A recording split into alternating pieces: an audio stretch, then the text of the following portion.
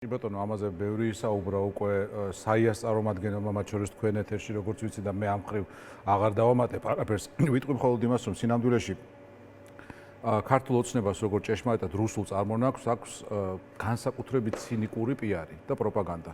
სინამდვილეში რასაც ისინი ამბობენ, არის ყველაფერი აი პირდაპირ საპირისპირო. ამიტომაც შესავალში ვეცადე ორუელის 1984 შემდგარი. ზუსტად საპირისპირო ამბობენ, რომ ეს არის ჩვენი ხელწერა არ არის. სინამდვილეში ზუსტად ეს არის მათი ხელწერა. ამბობენ, რომ პიარი არ გვივარგა. სინამდვილეში მხოლოდ პიარი უვარგათ. ანუ აი თუ რამე უვარგათ პიარი ბჭყალებში, ხო? ანუ ეს არის ის, რომ აი დგანან ამ აბსურდზე, ამ პროპაგანდაზე და ადამიანების გარკვეულ ჯგუფს, ვისაც უკვე ამ ეტაპზე მხოლოდ იმ ჯგუფს, რომელსაც კერძო დაინტერესება აქვს ამ შენარჩუნებაში, აჯერებენ, ან ყოველ შემთხვევაში საბაბს აძლევენ და დაიჯერონ, რომ აი ისინი კარგები არიან, მაგრამ ვიღაცამ საკუთარ უფლებამოსილებას გადააჭარბა. ვიმეორებ, გავიხსენოთ თუნდაც გავრილოვის ღამე, ხო?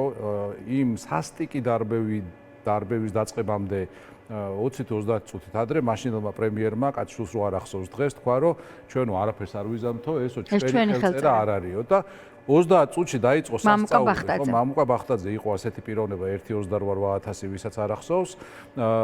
და იმის მერე პრაქტიკულად წელი არ გასულა, რომ ქართულ ოცნებას სამაგალითო სადამსჯელო ოპერაცია არ ჩაეტარებინოს ქართველი ხალხის წინააღმდეგ. ყველაფერს თავი დავანებოდა, თქვენ ძალიან მიხარია, რომ ამას გაუსვით ხაზი თქვენ შესავალ სიტყვაში ბრძოლა მეხსიერებისთვის, ხო? ბრძოლა მეხსიერებისთვის არის ბრძოლა ჩვენი მომავლისთვის სინამდვილეში, ვინაიდან მეხსიერება არის ის, რაც განსაზღვრავს ჩვენ მიერ საგანთა და მოვლენათა აღქმას დღეს და ეს აღქმა განსაზღვრავს იმას, თუ როგორი ვიქნებით ხვალ. მტერი რო შემოდის პირველი რასაც აკეთებს, იწყებს ისტორიის გადაწერას. ეს გააკეთა რუსმა მე-19 საუკუნეში, ეს გააკეთა ბოლშევიკმა მე-20 საუკუნის 20-იან და 30-იან წლებში და ამას აკეთებენ ქოცები უკვე 2012 წლიდან მიზანმიმართულად და თანმიმდევრულად. სხვათა შორის გავრილოვის ღამეზეც ისე საუბრობენ და იმ გადაცდომებზე დაცვის ტყუების გამოყენებაზე, თვალების დათხრაზე, ადამიანების დასახიჩრებაზე და მათ შორის ჟურნალისტური საქმიანობის არამხოლოდ ხელშეშლაზე ჩვენს წინააღმდეგ დანაშაულის ჩადენაზე თითქოს ის სხვა ხელისუფლება იყო. თითქოს გახარია მაშინ ქართულ ოცნებას არ წარმოადგენდა და ივანიშვილისგან არ იღებდა შეკვეთას და თითქოს მაშინდელი შინაგან საქმეთა მინისტრი გახარია ამ ხელა წინააღმდეგობის მიუხედავად მე პრემიერ-მინისტრად თვითონ არ დანიშნეს. მაგ კონტექსტში გავიხსენებ მათი პროპაგანდისტის ლაშა ნაცვლიშვილის ბლოგს, ვიდეო ბლოგს, სადაც ის ძალიან დეტალურად ხსნის, რომ ყველაფერი, რასაც ქართული ოცნება აკეთებს, არის ბიძინა ივანიშვილი.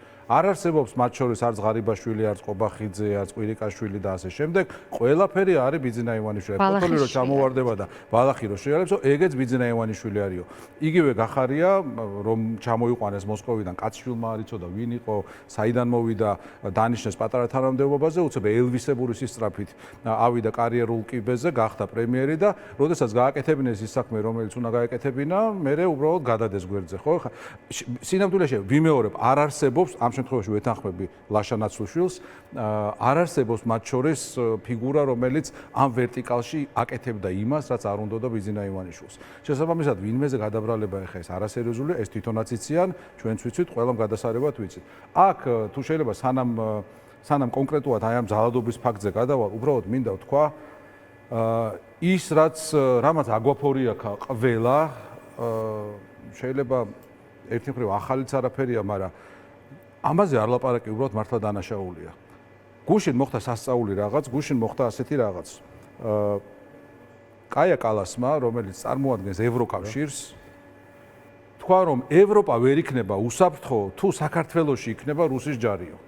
და ამიტომ ევროპა რო დაჯდება უკრაინასთან ერთად და თავის ყველა პარტნიორთან ერთად რუსეთის პირისპირ მოსალაპარაკებლად, იქ აი გადასაწყვეტ საკითხებს შორის უნდა იყოს საქართველოს საკითხიო და უნდა იყოს ის, რომ რუსმა გაიყვანოს თავისი ჯარი საქართველოდანო. ეს არის ის, რისთვისაც ჩვენ უნდა დაგვეხარჯა ჩვენი ძალისხმევა, რისთვისაც ვიბრძოდით, რისთვისაც თან ასე მკაფიოდ ბრიუსელს ეს რამე დიდი ხანი აღარ უთქვა. არასდროს არ უთქვამს მე მგონი ასეთი რაღაც, ეს არის მართლა ვიმეორებ პირდაპირობა იმისა, რომ დევნილები დაბრუნდებიან გაგრაში, ოჩამჩირეში, სოხუმში, ცხინვალში და ასე შემდეგ. რა ხდება აქ? ხდება საოცარი რაღაც, ეს არის ღალატის პირდაპირ დეკლარაცია. ანუ ადამიანმა, რომელმაც თქვა ევროპის სახელით, რომ მე რუს პირობად უნდა დაუსვა საქართველოს დეოკუპაციაო, აი ამ ადამიანს ლანძღავენ დილიდან მიზანმიმართულად, კამპანიურად აშავებენ, რეებს არ იგონებენ, თან ვიღაც აი მართლა ისეთი ფიგურები ახლა ზოგს პაგონი უჩანს, ზოგს რა ვიცი, მაგრამ დაუჯერებელია. ხო, აი მეც მინდა ამ საკითხზე სხვა შესავალშიც ვახსენე და მივეცი კიდეც კომენტარი გორდულაძე ამ შემთხვევაში ავიღე როგორც სურათ ხატი, თუმცა არანაკლები თქვეს შარმანაშვილმა ყობახიძემ ფიცი მწამს ბოლო მაკვირვებსო, ანუ რას ნიშნავს ფიცი წამს ბოლო აკვირვებს? ბოლოს ad არის? ბოლო იქნება მაშინ, როცა რუსეთსა და უკრაინას შორის ომი დამთავრდება და საქართველოს საკითხი მოლაპარაკებათა მაგიდაზე დაისმევა, ხო, გარდაუვლად, როცა ეს დოკუმენტში ჩაწერილი იქნება, მაგრამ თუ ევროკავშირი ამბობს ქართული ოცნება ღალატობს ადამიანის უფლებათა საყოველთაო დეკლარაციას, არ ღვევს ამ უფლებებს, არასრულებს ევროკავშირის რეკომენდაციებს ასე შემდეგ, როცა ასეთ დროს ევროპელ პოლიტიკოსებს თავს ესხმიან, ამას კიდევ აქვს რაღაც ლოგიკა. არ აქვს, მაგრამ შეგვიძლია ვთქვათ, რომ პირდაპირ ადრესატები ქართული ოცნების ლიდერები არიან, მაგრამ როცა ევროკავშირი ამბობს, რომ რუსული ჯარები საქართველოსდან უნდა გავიდეს და ეს ევროპის უსაფრთხოების დოქტრინაშიც წერია და მნიშვნელოვანია და როცა ასეთ დროს კაია კალას, მარტაკოს და სხვა ევროპელ პოლიტიკოსებს თავს ესხმიან, ეს ხომ თავის შიდა აუდიტორიაზეც უარყოფითად მოქმედებს ნეგატიურად. ეს ხომ პირდაპირ მართლა ღალატის გამოცხადებული ქრონიკა და რატომ წავიდნენ ამაზე? ორი სტრუქტ ვიტყვი და გიასაც ვატყობთ, რომ დიდი ხანია რაღაც თქმა უნდა. მე მგონი ეს არის უბრალოდ ის შემთხვევა, როდესაც ქართულ ის შემთხვევა კი არა, პირველივე დღიდან ეს შემთხვევა ქართულ ოცნებას არანაირი დამოუკიდებელი ნება არ გააჩნია. ეს არის იმთავითვე რუსული მანდატით მოსული პოლიტიკური ძალა, რომელმაც პირველ პოლიტიკურ აქტად რა გააკეთა, გავახსენოთ ტელემაყურებელს.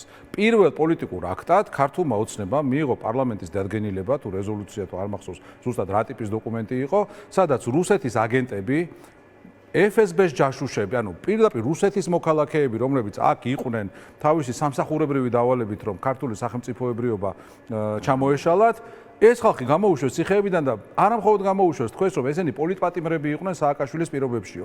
წარმოუდგენელი რაღაცა უბრალოდ დავფიქრდეთ, რომ მტრის ოფიცერს, სპეცსამსახურის ოფიცერს არნიჭებ თავისუფლებას და მას არ ქმევ პოლიტპატიმარს. ეს იყო მათი პირველი აქტი და მას შემდეგ არაფერი არ შეცვლილა. სინამდვილეში არაფერი არ შეცვლილა, უბრალოდ მეტმა და მეტმა ადამიანმა გაიაზრა, დაინახა თუ რას წარმოადგენენ და დღეს ეს უკვე არის პირდაპირ ღალატის დეკლარაცია. ვიმეორებ, მარტივი კითხვა რო დაუსვათ ნებისმიერ მათგანს, როგორ წარმოუდგენთ მათ საქართველოს დეოკუპაცია? აი როგორ? ვისთან ერთად, ვისი მეშვეობით, რა კონტექსტში? ანუ ამის ერთადერთი საქართველოს დეოკუპაცია და ტერიტორიული მთლიანობის აღდგენა მოხდება მხოლოდ მაშინ და მხოლოდ იმ შემთხვევაში, თუ რუსეთი დამარცხდება, ევროპა და დასავლეთი ზოგადად გაძლიერდება და ჩვენ შევძლებთ მშვიდობიანად დაბრუნებას იქ, საიდანაც გამოყარეს რუსებმა.